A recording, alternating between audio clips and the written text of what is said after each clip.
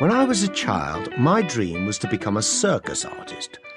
But my parents' dream was for me to get the good education they never had. So I ended up studying medicine.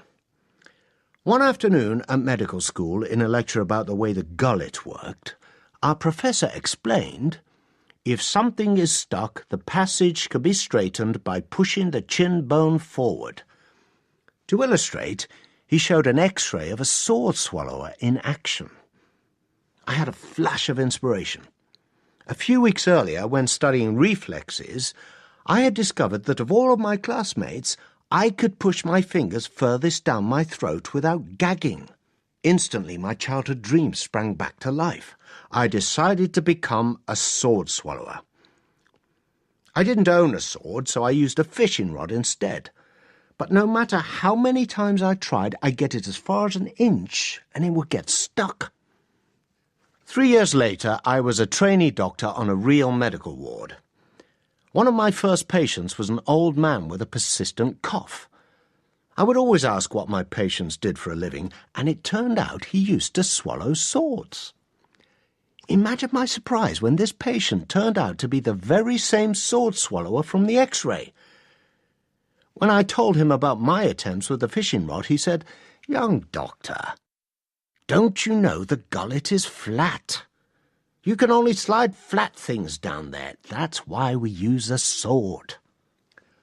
That night, I found a soup ladle with a straight, flat handle. Soon, I could slide the handle all the way down my throat. The next day, I put an ad in the local paper and soon acquired what I needed. A Swedish army bayonet from 1809. I successfully slid it down my throat. This book is about the world and how to understand it. So, why start with the circus? Here's why. Over the past decades, I have asked thousands of people across the world hundreds of fact questions about basic global patterns and trends. Poverty and wealth, population growth, births, deaths, education, health, gender, violence, energy, and the environment. The tests are not complicated. I only use facts that are well documented and not disputed. And yet, most people do extremely badly. In 12 countries across 4 continents, people score on average just 2 correct answers out of 12. The errors all tend to be in one direction. Every group of people I ask thinks the world is more frightening, more violent, and more hopeless than it really is. I decided to try and understand why.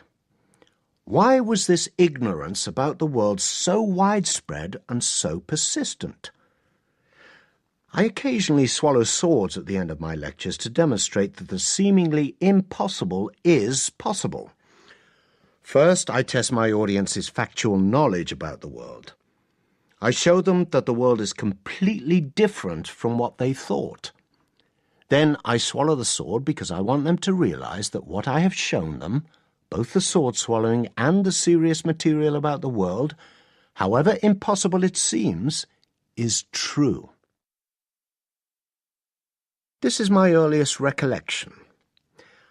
I remember being suddenly upside down. I remember the dark, the smell of urine, being unable to breathe as my mouth and nostrils filled with mud.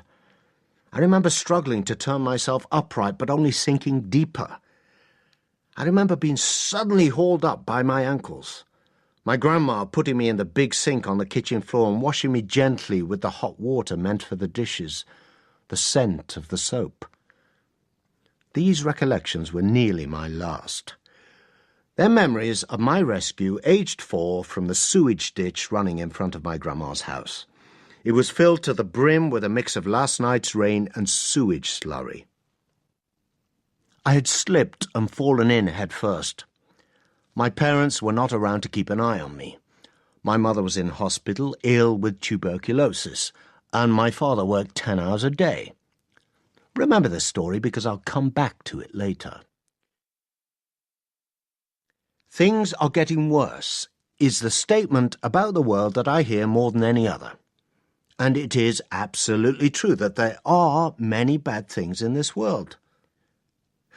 The number of war fatalities has been falling since the Second World War, but the Syrian war has reversed the trend.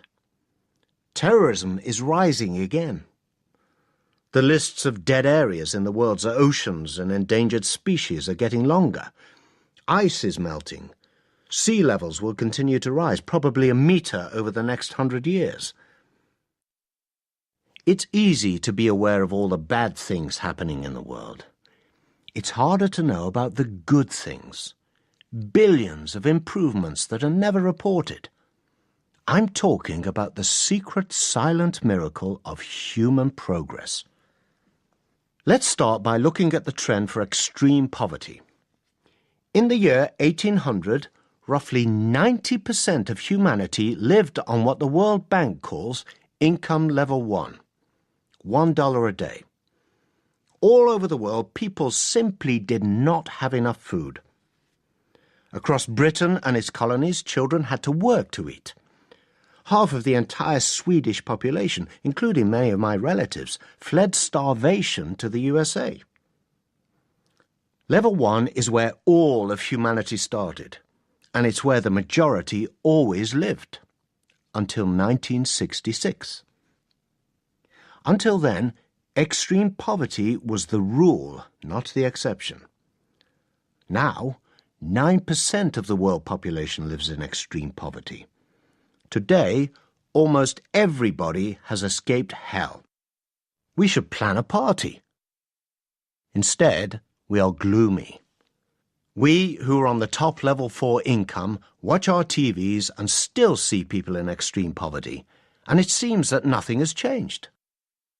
Billions of people have escaped misery and become consumers and producers for the world market. Billions of people have managed to slide up from level 1 to levels 2 and 3 without us noticing. My home country of Sweden today is on level 4. It's one of the richest and healthiest countries in the world. But it hasn't always been so. When my mother was born in 1921, Sweden was like Nigeria is now. That's level 2. When my grandmother was born in 1891, Sweden was like South Sudan is today. That's almost in extreme poverty. All her life, my grandmother hand-washed all the laundry for her family. But as she grew older, she witnessed the miracle of development as she and Sweden reached level 3.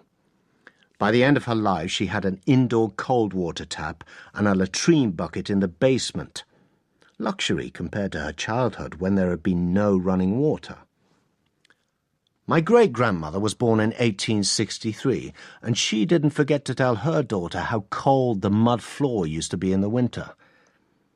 But today, people in countries on level 1 live much longer lives than Swedes did back in 1863. This is because basic modernizations have reached most people and improved their lives drastically. They have plastic bags to store and transport food. They have plastic buckets to carry water and soap to kill germs. Most of their children are vaccinated. On average, they live 30 years longer than Swedes did in 1800. That is how much life, even on level 1, has improved. How can anyone say the world is getting worse? In large part, it's because of what I call our negativity instinct. Our instinct to notice the bad more than the good. We're subjected to cascades of negative news from across the world. Wars, famines, corruption, budget cuts, diseases, acts of terror. And thanks to increasing press freedom and improving technology, we hear more than ever before. When Europeans slaughtered indigenous people across America a few centuries ago, it didn't make the news back in the old world.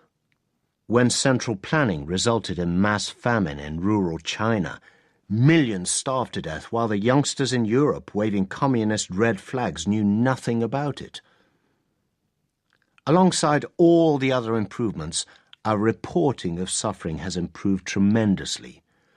This is itself a sign of human progress. but it creates the impression of the exact opposite. So, what are people really thinking when they say the world is getting worse? My guess is they're not thinking, they're feeling, because they know that huge problems still remain. I agree, everything is not fine. As long as there are plane crashes, preventable child deaths, climate change deniers, journalists in prison, and girls not getting an education because of their gender, as long as any such terrible things exist, we cannot relax. But it's just as ridiculous to look away from the progress that has been made. People often call me an optimist, but I'm not. That makes me sound naive. I'm a possibilist. It means having a clear and reasonable idea about how things are. Take, for example, girls' education. Educating girls is one of the world's best ideas. When women are educated, all kinds of wonderful things happen in societies. The workforce becomes diversified, able to make better decisions and solve more problems. Educated mothers decide to have fewer children, and more children survive. More energy and time is invested in each child's education.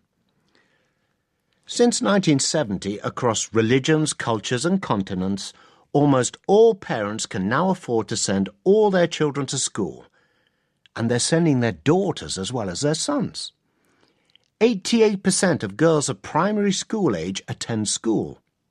For boys, the figure is 90%. There are still huge gender differences when it comes to secondary and higher education in countries on level 1, but that's no reason to deny the progress that has been made. I see no conflict between celebrating this progress and continuing to fight for more. Struggling for breath in that ditch full of peas 63 years ago in a working-class suburb in Sweden, little did I know that I would be the first in my family to go to university, or that I would become a global health professor. All I knew was that I was stuck. My grandmother came to the rescue and lifted me up, and the Swedish society lifted me further. A treatment against TB was invented and my mother got well. She read books to me that she borrowed from the public library, for free. I got a doctor's degree, for free. At the age of 30, I discovered my first cancer, and I was treated and cured by the world's best healthcare system. My survival and success in life has always depended on others. I would never have made it on my own. And today, now that Sweden is on level 4, only 1% of the very few child deaths are drownings. Fences, daycare, swimming lessons and lifeguards at public pools all cost money. Child death from drowning is one of the many horrors that has nearly disappeared as the country has become richer. And the same improvements are taking place across the world today. That's what I call progress.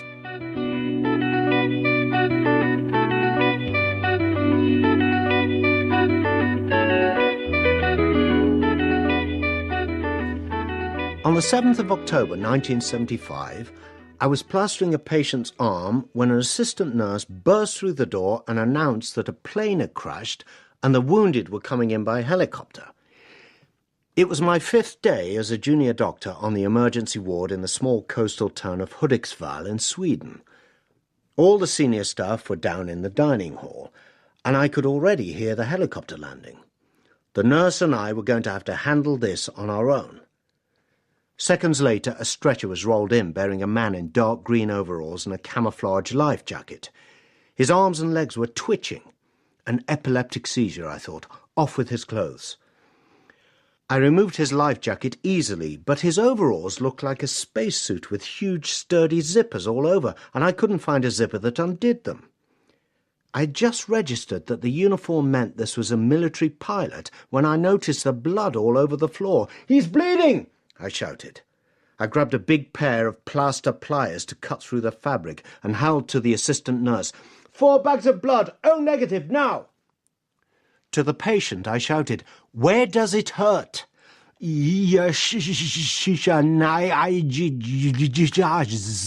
he replied. I couldn't understand a word, but it sounded like Russian. Then I realized this must be a Russian fighter pilot who's been shot down over Swedish territory, which means that the Soviet Union is attacking us. World War III has started. I was paralyzed by fear. At that moment, the head nurse, Birgitta, came back from lunch. She snatched the plaster pliers from my hand and hissed, "Don't shred it. It's an Air Force G-suit, and it costs more than 10,000 Swedish krona." After a beat, she added, "And can you please step off the life jacket? You're standing on the colour cartridge, and it's making the whole floor red." Birgitta turned to the patient, calmly freed him from his G-suit and wrapped him in a couple of blankets. "You were in the icy water for 23 minutes, she told him in Swedish, "which is why you're jerking and shivering and why we can't understand what you're saying." The Swedish Air Force pilot, who had evidently crashed during a routine flight, gave me a comforting little smile. For me, the experience is hard to forget. I will forever remember my complete misjudgment. Everything was the other way round. The Russian was Swedish, the war was peace, the epileptic seizure was cooling, and the blood was a colour ampule from inside the life jacket. Yet it had all seemed so convincing to me. When we are afraid, we do not see clearly. There's no room for facts when our minds are occupied by fear. An uncountable number of events happened in the world today. A tiny fraction will be reported in the media. A fraction of those will reach you and contribute to your picture of the world. The question is, what parts are we processing and what parts are we ignoring? The kind of information we seem most likely to process is stories. Information that sounds dramatic. So we end up paying attention to information that fits our dramatic instincts and ignoring information that does not. But the unusual stories we're constantly shown by the media paint dramatic pictures in our heads. If we're not careful, we come to think that this is what the world looks like. Yet here's the paradox. The image of a dangerous world has never been broadcast more effectively than it is now, while the world has never been less violent and more safe. In 2015, Nepal was hit by an earthquake. The death rate is always higher when a disaster hits a country on level 1 because of poorly constructed buildings, poor infrastructure, and poor medical facilities. 9,000 people died. So here's a question. How did the number of deaths per year from natural disasters change over the last 100 years? Did it more than double, stay the same, or decrease to less than half? In my survey, just 9% of people picked the right answer. In fact, the number of deaths from acts of nature has dropped far below half. It's now just 20% of what it was 100 years ago. The reason natural disasters kill so many fewer people today is not because nature has changed. It's because the majority of people no longer live in extreme poverty on level 1. With more money comes better preparedness. Back in 1942, Bangladesh was on level 1 and almost all its citizens were illiterate farmers. Over a 2-year period, it suffered terrible floods, droughts, and cyclones. No international organization came to the rescue, and 2 million people died. Today, Bangladesh is on level 2. Today, almost all Bangladeshi children finish school, where they learned that 3 red and black flags means everyone must run to the evacuation centres. The government has installed across the country's huge river delta a digital surveillance system connected to a flood monitoring website. Just 15 years ago, no country in the world had such an advanced system. So when the cyclone hit in 2015, the plan worked, and the World Food Programme flew in 113 tons of supplies to the 30,000 evacuated families. In the same year, 2015, vivid images spread across the world of the horrific earthquake in Nepal, and rescue teams and helicopters were quickly deployed. Tragically, thousands were already dead, but the humanitarian resources that rushed to this inaccessible country on level 1 did manage to prevent the death toll from rising even further. The UN's Relief Web has become a global coordinator for disaster help, and it's paid for by taxpayers on level 4. We should be very proud of it. We have finally figured out how to protect ourselves against nature. Unfortunately, the people on level 4 paying for the Relief Web are the same people we asked about the trend in natural disasters. 91% of them are unaware of the success they are paying for, because their journalists continue to report every disaster as if it was the worst. So, the next time the news shows you horrific images of victims trapped under collapsed buildings, will you be able to remember the positive long-term trend? I don't think so. Not if you function like me. Because when the camera pans to bodies of dead children being pulled out of the debris, my intellectual capacity is blocked by fear and sorrow. Claiming in that moment that things are getting better would be to trivialize the immense suffering of those victims and their families. But when the danger is over, we must dare to establish a fact-based worldview again. We must compare the numbers to make sure our resources are used effectively to stop future suffering. For 10 days or so in 2015, the world was watching the images from Nepal where 9,000 people had died.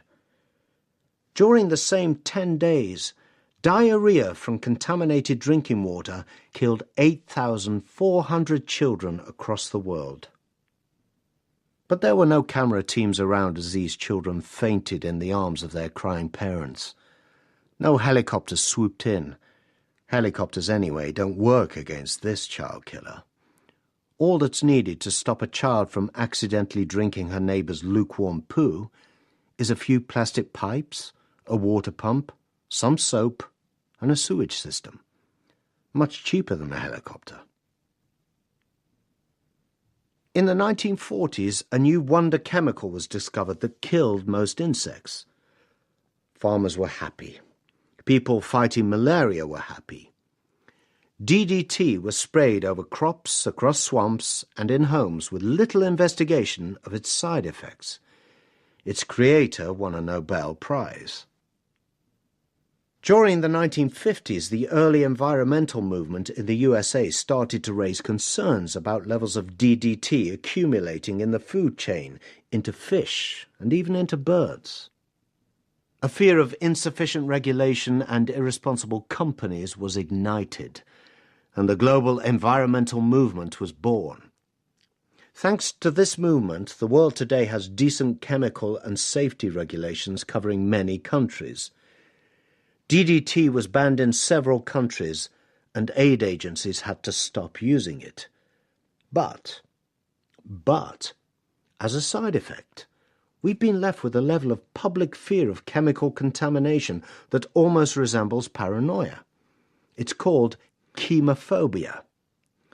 This means that a fact-based understanding of topics like childhood vaccinations, nuclear power, or DDT is still extremely difficult today. But I will try anyway. In a devastating example of critical thinking gone bad, highly educated, deeply caring parents avoid the vaccinations that would protect their children from killer diseases. I admire skepticism, but only within a framework that respects the evidence. So, if you are skeptical about the measles vaccination, I ask you to do two things. First, make sure you know what it looks like when a child dies from measles. There is still no cure, and, even with the best modern medicine, 1 or 2 children in every 1,000 will die of it.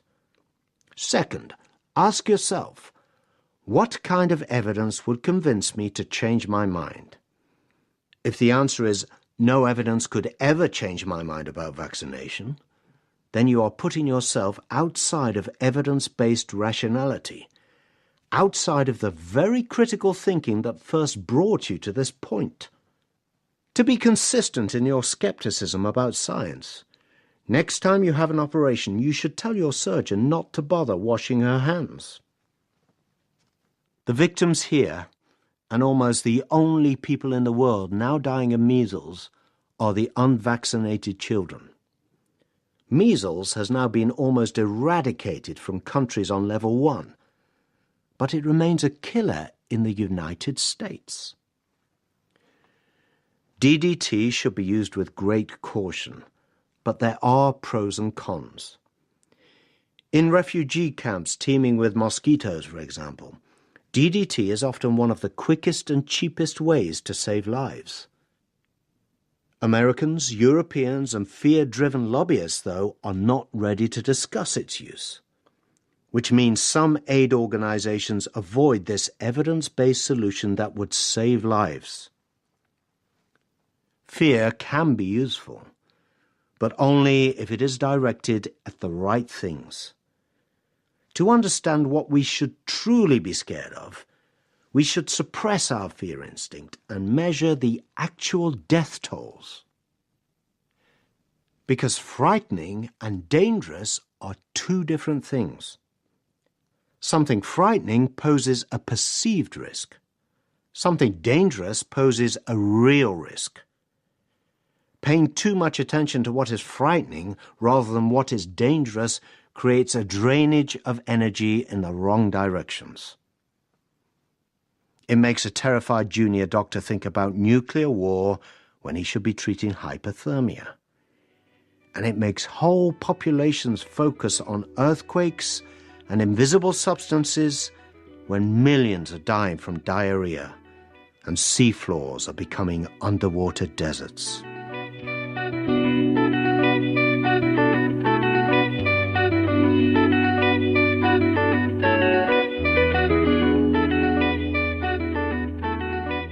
Not long ago, I was invited to the 5-star Balmoral Hotel in Edinburgh to present to a gathering of capital managers and their wealthiest clients. My lecture seemed to go well. I showed how economic progress was unfolding in parts of Africa. I said the best places to invest right now were probably those countries that had just seen decades of rapid improvement in education and child survival, and decline in the number of babies per woman in the urban populations. I mentioned Nigeria, Ethiopia, and Ghana. The audience listened hard and asked some good questions. Afterwards, as I was packing away my laptop, a grey-haired man in a lightly checked 3-piece suit walked up to the stage, smiled sweetly, and said, "Well, I saw your numbers and I heard what you said, but I'm afraid there's not a snowball's chance in hell that Africa will make it. I know because I served in Nigeria. It's their culture. It won't allow them to create a modern society. Ever." I opened my mouth, but before I'd figured out a fact-based reply, he'd wandered off to find a cup of tea. The destiny instinct is the idea that things are as they are for inescapable reasons. They've always been that way and will never change. It's easy to see how this instinct would have served an evolutionary purpose. Historically, humans lived in surroundings that didn't change much. Learning how things worked and then assuming they would continue to work that way was probably an excellent behavior. But today, this instinct not to update our knowledge blinds us to the changes happening around us. Societies and cultures are not like rocks. They move. Western societies and cultures move, and non-Western societies and cultures move, often much faster. The idea that Africa is destined to remain poor is very common, but often seems to be based on no more than a feeling. If you like your opinions to be based on facts, this is what you need to know. Yes, Africa is lagging behind other continents on average. The average lifespan of a newborn baby born in Africa today is 60 years. That's a staggering 17 years less than a baby born today in Europe. But averages can be misleading, and the differences within Africa are immense. 5 large African countries, Tunisia, Algeria, Morocco, Libya, and Egypt, have life expectancy above the world average of 71 years. In the last 60 years, the African countries south of the Sahara all went from being colonies to being independent states. Over that time, these countries expanded their education, electricity, water and sanitation infrastructure faster than anything ever achieved by any European country. How can that not be counted as incredible progress? Perhaps because, though things are much better, they're still bad. If you look for poor people in Africa, of course you'll find them. But there was extreme poverty in Sweden 80 years ago too. Roughly 500 million people in Africa today are stuck in extreme poverty. If it's their destiny to stay that way, then there must be something unique about them compared to the billions across the world who have already escaped it. I don't think there is. The destiny instinct makes it difficult for us to accept that Africa can catch up with the West. Africa's progress, if it's noticed at all, is seen as fragile good fortune, a temporary break from its impoverished and war-torn destiny. That same instinct also makes us take continuing Western progress for granted. For years after the global crash of 2008, the International Monetary Fund continued to forecast 4% annual economic growth for countries on level 4. Each year, for 5 years, countries on level 4 failed to meet this forecast. Each year for 5 years, the IMF said, next year it will get back on track. Finally, the IMF realized there was no normal to go back to, and it downgraded its growth forecasts. At the same time, it acknowledged that the fast growth during those years had instead happened in Africa, south of the Sahara, in countries like Nigeria, Ethiopia, and Kenya, and in Asian countries like Bangladesh. Why does this matter? One reason is this. The IMF's worldview determined where your pension funds were invested. Countries in Europe and North America were expected to experience fast and reliable growth, which made them attractive to investors. When these countries did not grow fast, the pension funds didn't grow either. And at the same time, African countries with great growth potential were being starved of investment. In 1998 in Sweden, I taught a course on global health. At the end of my opening lecture, most students headed for the coffee machine, but one remained behind. I saw her wander slowly towards the front of the room with tears in her eyes. And before I could say anything comforting, she turned to me and said something completely unexpected. My family is from Iran. What you just said about the improvements in health and education in Iran was the first respectful thing I've heard anyone from Sweden ever say about the Iranian people. Sahar Nejet said this to me in perfect Swedish with a clear Stockholm accent. She'd obviously been in Sweden for many years. I was stunned. All I'd done was to show UN data for Iran on the increase in life expectancy and decrease in births per woman. I'd mentioned that it was the fastest drop ever, from 6 babies per woman in 1984 down to 2 babies per woman in 1997. Sahar continued to talk. You said that the fast fall is a reflection of improvements in health and education, especially for Iranian women. You also said that most young Iranians now have modern values about family size and use contraception. I've never heard anyone in Sweden say anything close to that. She added that she and her family disagreed with much of the Iranian government's politics. But even highly educated Swedes think Iran is like Afghanistan. The fastest drop in births per woman in world history went completely unreported in the free Western media. Iran, home in the 1990s to the biggest condom factory in the world, has a highly educated population with excellent access to family planning advice and healthcare. Almost every religious tradition has rules about sex. So it's easy to understand why so many people assume that women in some religions give birth to more children. But there is no link between Islam or any other religion and the number of babies per woman. There is, though, a strong link between income and the number of babies per woman. In Muslim-majority countries today, the average woman has 2.6 children. In Christian-majority countries, it is 2.7. There is no major difference between the birth rates of the great world religions. Claims that people from this religion or that religion have bigger families is one example of the belief that certain values or behaviors are culture-specific, unchanging and unchangeable. It's just not true. Take my home country, Sweden.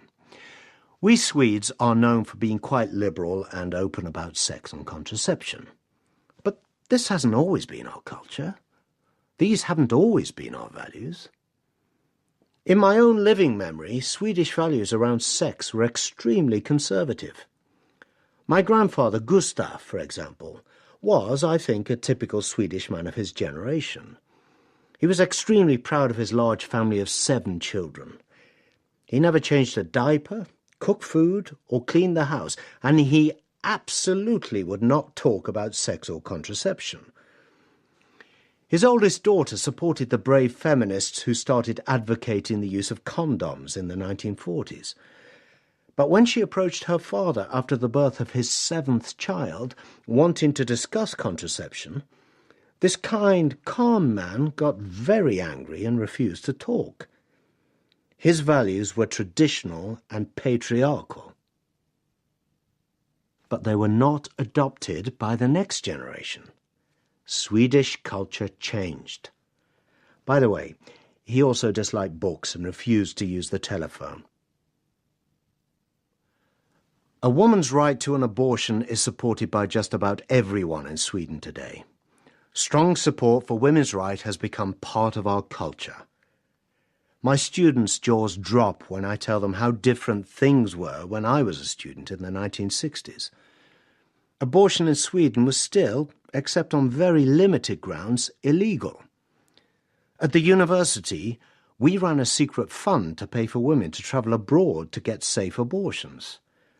Then I tell the students where these young pregnant students travelled to. Poland. Catholic Poland. 5 years later, Poland banned abortion and Sweden legalized it. The flow of young women started to go the other way. But the point is, it was not always so. The cultures changed. I come across the values of stubborn old men like my grandfather Gustav all the time when I travel in Asia. For example, in Korea and Japan, wives are still expected to take care of their husband's parents, as well as taking full responsibility for the care of any children. I've encountered many men who are proud of these Asian values, as they call them, but I've also had conversations with many women, too, who see it differently. I remember a banking conference in Hong Kong where I was seated at dinner next to a brilliant young banker. She was 37 years old and enjoying a very successful career, and she taught me many things over dinner about current issues and trends in Asia. Then we started talking about our personal lives. "Do you plan to have a family?" I asked. I didn't mean to be rude. We Swedes like to talk about these things. She smiled and said, "I am thinking about children every day." Then she looked me straight in the eye. "It's the idea of a husband I can't stand." I recently gave a lecture to 400 young women at the Asian University for Women in Bangladesh. I told them how escape from extreme poverty and women's education and access to contraception have led to more pillow talk and fewer children. Afterwards, the Afghan students told me these changes were happening even in Afghanistan. Despite the war, despite the poverty, they told me, many of us young people are planning a modern life. We are Afghans, we are Muslim women, and we want a man who listens and plans together with us. And then we want 2 children who go to school. The macho values that are found today in many Asian and African countries, they're not Asian values or African values. They're not Muslim values. They're not Eastern values. They are patriarchal values, like those found in Sweden only 60 years ago. And with social and economic progress, they will vanish, just as they did in Sweden. They are not unchangeable.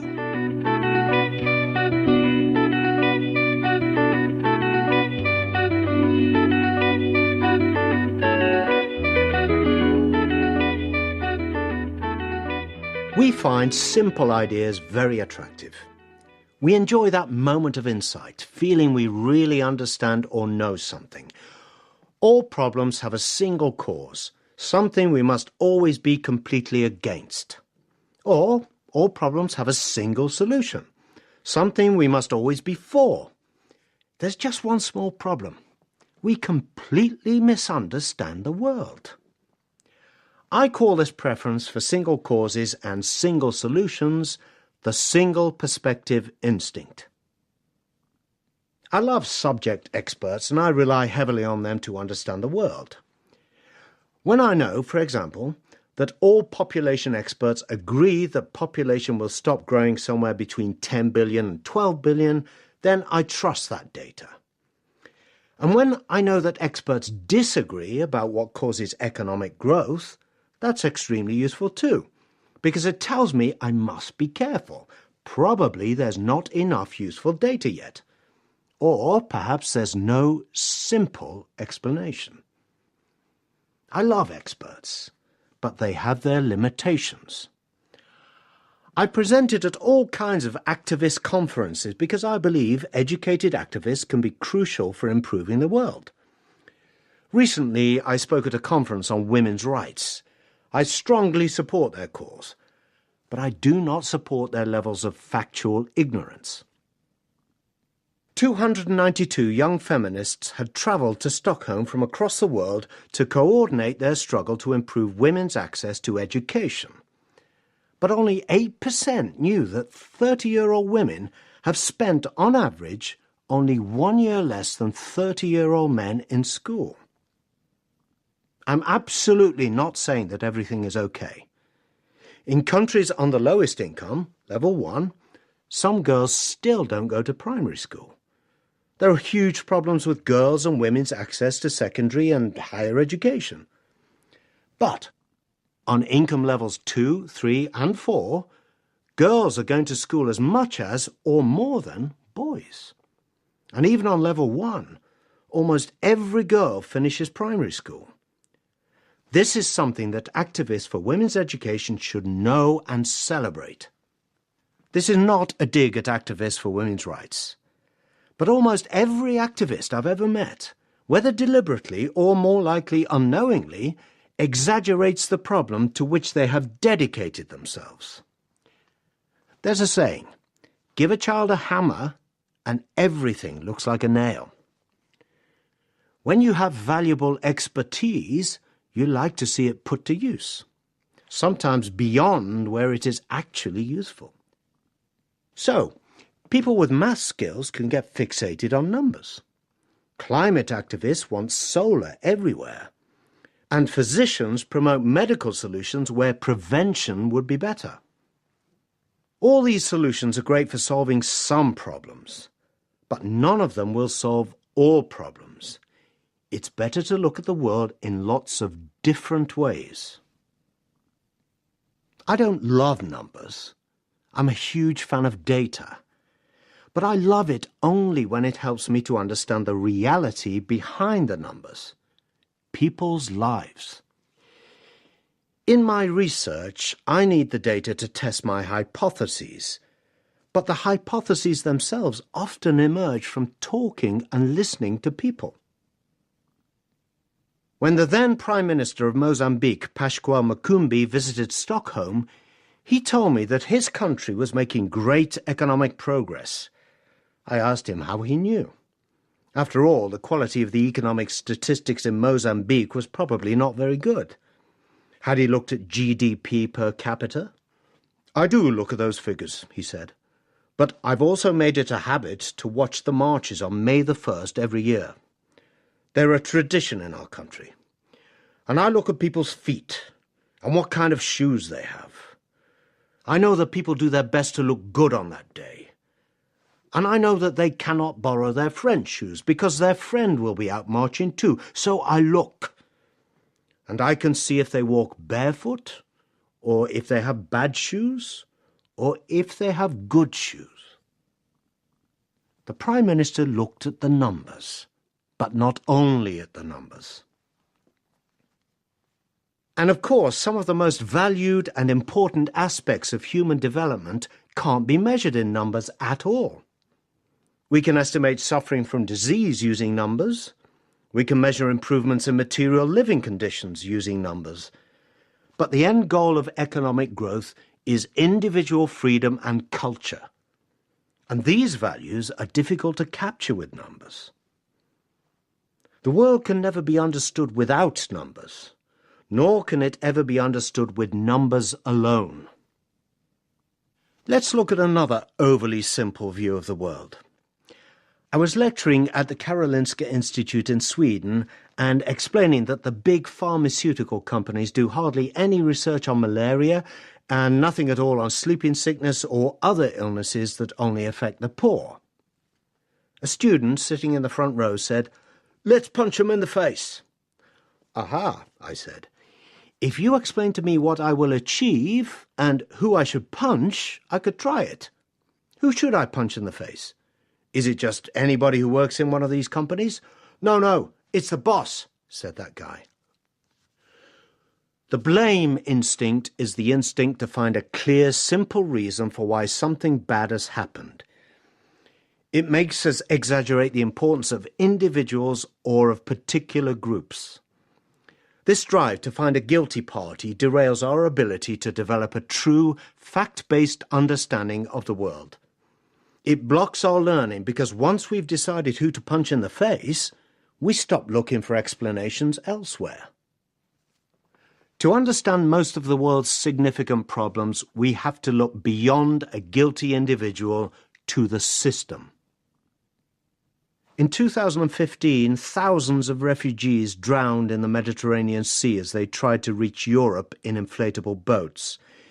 Images of children's bodies washed up on the shores of holiday destinations evoked horror and compassion. Who was to blame? We soon worked it out. The villains were the cruel and greedy smugglers who tricked desperate families into handing over €1,000 a time for their places in these death traps. But why weren't the refugees travelling to Europe on planes or ferry boats instead of entrusting their lives to rubber rafts? After all, every EU member state was signed up to the Geneva Convention, and it was clear that refugees from war-torn Syria would be entitled to claim asylum under its terms. Well, perhaps they couldn't afford to fly. But we knew that refugees were paying €1,000 for each place on a rubber dinghy. I went online and checked, and there were plenty of tickets from Turkey to Sweden, or from Libya to London for under €50. Maybe they couldn't reach the airport. Not true. Many of them were already in Turkey or Lebanon and could easily get to the airport, and they can afford a ticket, and the planes are not overbooked. But at the check-in counter, they're stopped by the airline staff from getting onto the plane. Why? Because of a European Council directive from 2001 that tells member states how to combat illegal immigration. This directive says that every airline or ferry company bringing a person without proper documents into Europe must pay all the costs of returning that person to their country of origin. Of course, the directive also says that it doesn't apply to refugees who want to come to Europe as asylum seekers under the Geneva Convention, only to illegal immigrants. But that claim is meaningless. Because how can the person behind the airline check-in desk work out in 45 seconds whether or not someone is a refugee according to the Geneva Convention? It's impossible. Refugees from Syria with the theoretical right to enter Europe are therefore, in practice, completely unable to travel by air, and so must come over the sea. But why must they come in such terrible boats? Because it's EU policy to confiscate the boats when they arrive, so boats can be used for one trip only. But just as we should look at the systems instead of looking for someone to blame when things go wrong, we should also give more credit when things go right. The invisible actors behind most human successes are dull compared to the all-powerful leaders. Nevertheless, I want to praise them. In 2014, I went to Liberia to help fight Ebola. The fight against the lethal virus was won not by an individual heroic leader, or even by one heroic organisation like Médecins Sans Frontières or UNICEF. It was won prosaically and undramatically by government staff and local health workers. They created public health campaigns, risked their lives to treat dying patients, and did the dangerous and delicate work of finding and isolating all the people who had been in contact with them. They are brave and patient servants of a functioning society, rarely ever mentioned, but the true saviours of the world. I was 4 years old when I saw my mother load a washing machine for the first time. It was a great day for her. She and my father had been saving money for years to be able to buy it. Grandma was even more excited. She had been heating water with firewood and hand-washing laundry her whole life. Now she was going to watch electricity do that work. She was so excited that she sat on a chair in front of the machine for the entire washing cycle, mesmerised. To her, the machine was a miracle. And it was a miracle for my mother and me too. Because that day my mother said to me, "Now, Hans, we have loaded the laundry, the machine will do the work, so now we can go to the library." In went the laundry, and out came books. And we said, "Thank you, industrialisation. Thank you, steel mill. Thank you, power station. Thank you, chemical processing industry, who gave us the time to read books."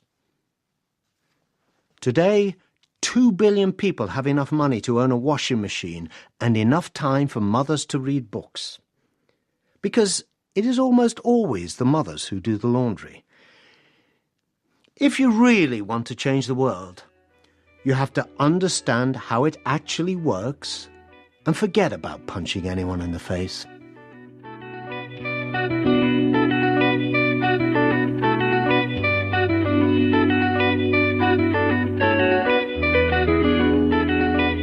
The urgency instinct makes us want to take immediate action in the face of a perceived imminent danger. It must have served us humans well in the distant past. If we thought there might be a lion in the grass, it wasn't sensible to do too much analysis. Those who stopped and carefully analysed the probabilities are not our ancestors. We are the offspring of those who decided and acted quickly with insufficient information. Today, now that we've eliminated most immediate dangers and are left with more complex and often more abstract problems, the urgency instinct can lead us astray when it comes to understanding the world around us. It makes us stressed, blocks us from thinking analytically, and encourages us to take drastic actions that we haven't thought through. We don't seem to have a similar instinct to act when faced with risks that are far off in the future. In fact, in the face of future risks, we can be pretty slothful. That's why so few people save enough for their retirement. This attitude to future risk is a big problem for activists who are working on long timescales. How can they wake us up? How can they galvanize us into action?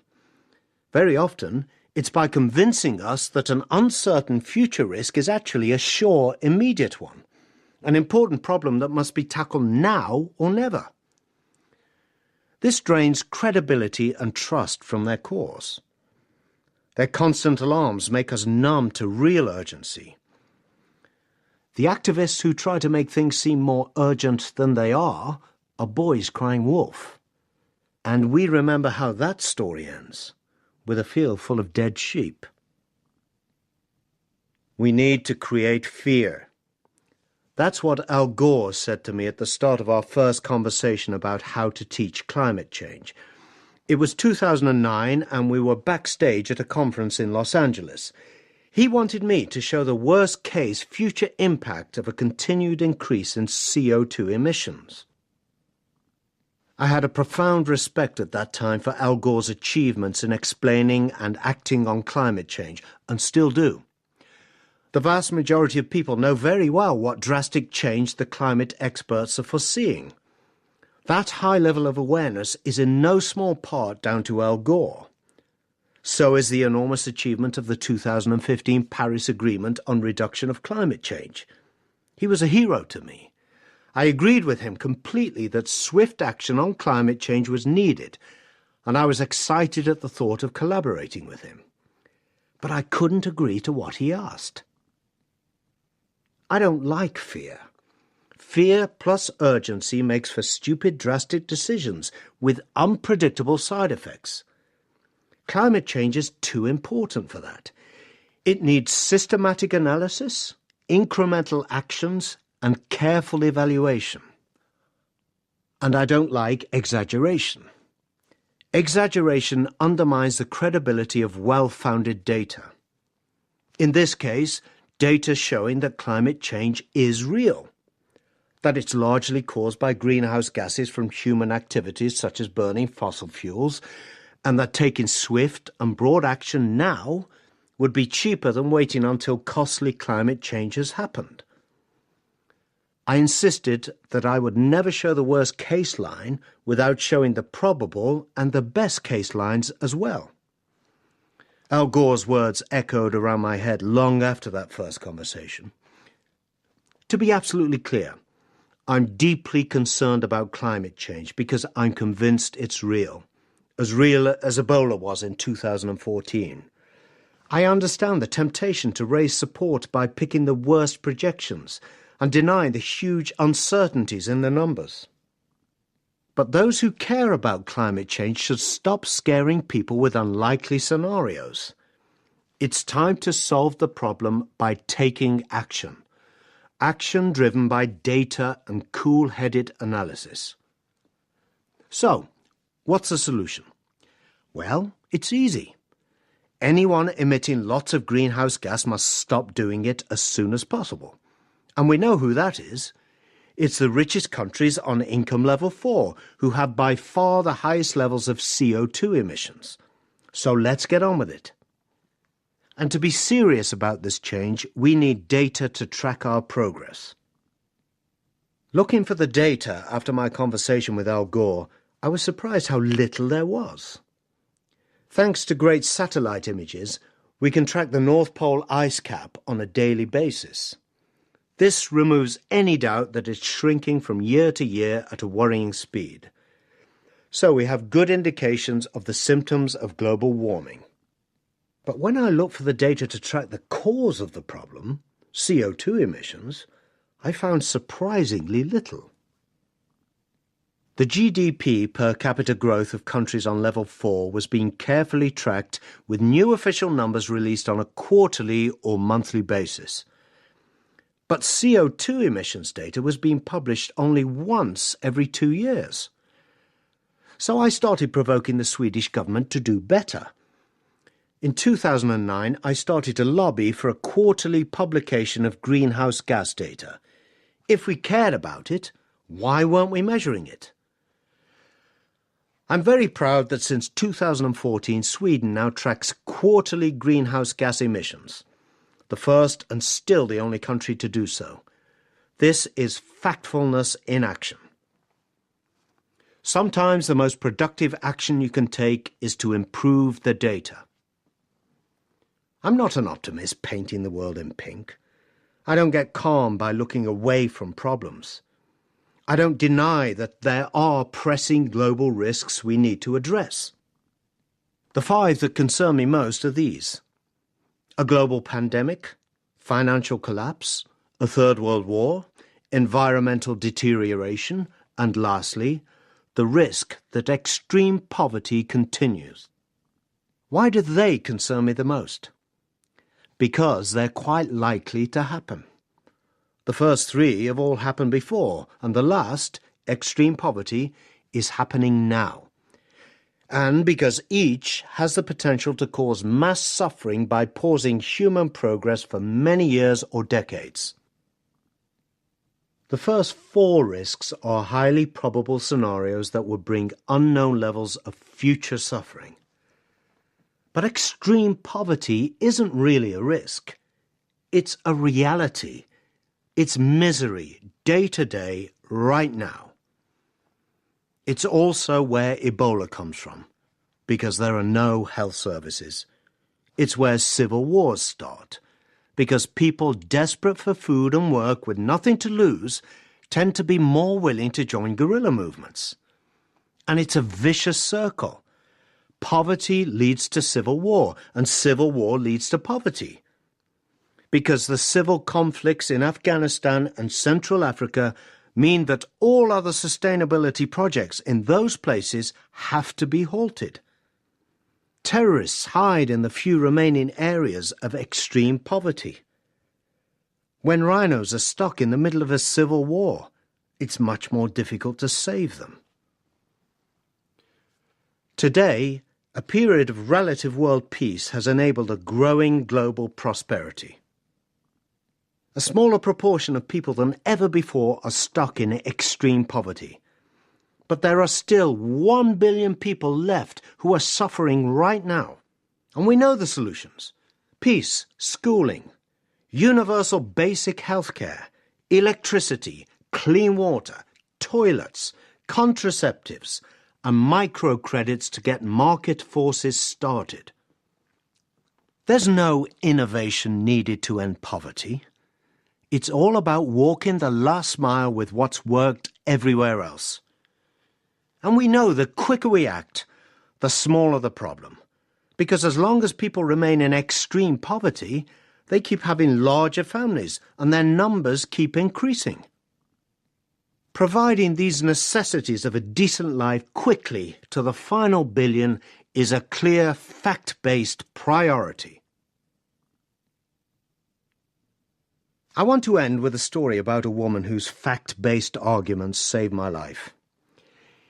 It was 1989, and I was in a remote and extremely poor village called Makanga, in what's now the Democratic Republic of Congo. I was part of a team investigating an epidemic of the incurable paralytic disease called Konzo that we suspected was related to the village's poor diet, which included cassava root. The research project had been 2 years in the planning, and everything had been meticulously prepared. But I had made one serious mistake. I had not explained properly to the villagers what I wanted to do and why.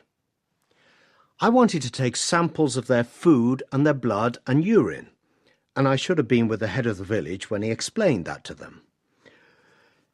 That morning, a crowd of maybe 50 people, all upset and angry, appeared.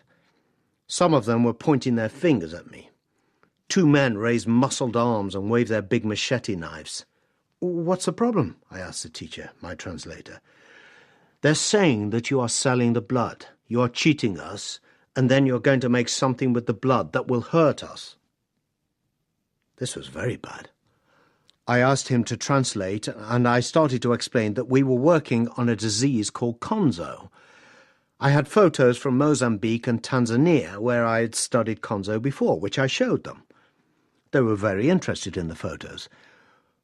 We think it's linked to how you eat the cassava root, I said. No, they said. Well, we want to do this research to test whether we're right. If we can find out, maybe you won't get the disease anymore. People began to mumble. One of the machete men started screaming again. And then a barefoot woman, perhaps 50 years old, stepped out of the crowd. She strode towards me, then turned, threw out her arms, and in a loud voice said, "Can't you hear that it makes sense what he's saying? Shut up! This blood test is necessary. Don't you remember everyone who died from measles?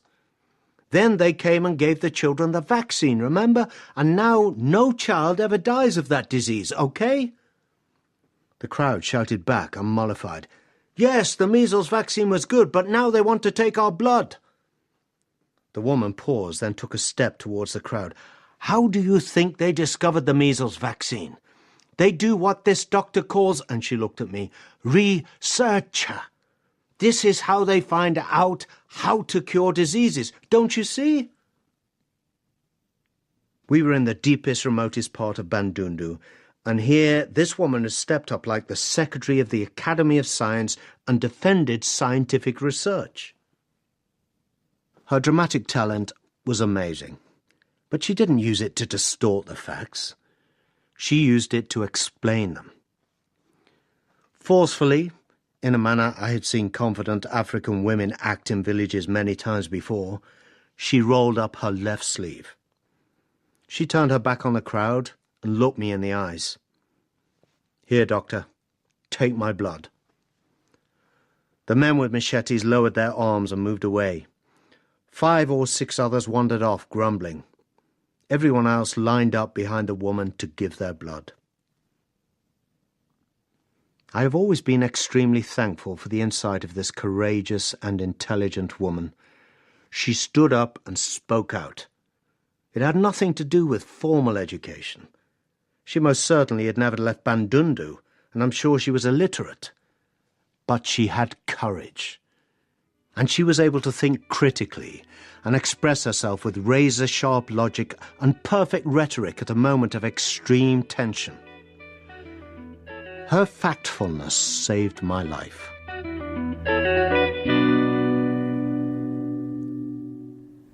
Adrian Rollins was reading Factfulness by Hans Rosling. It was abridged by Anna Magnuson. The producer was Ailey Macready.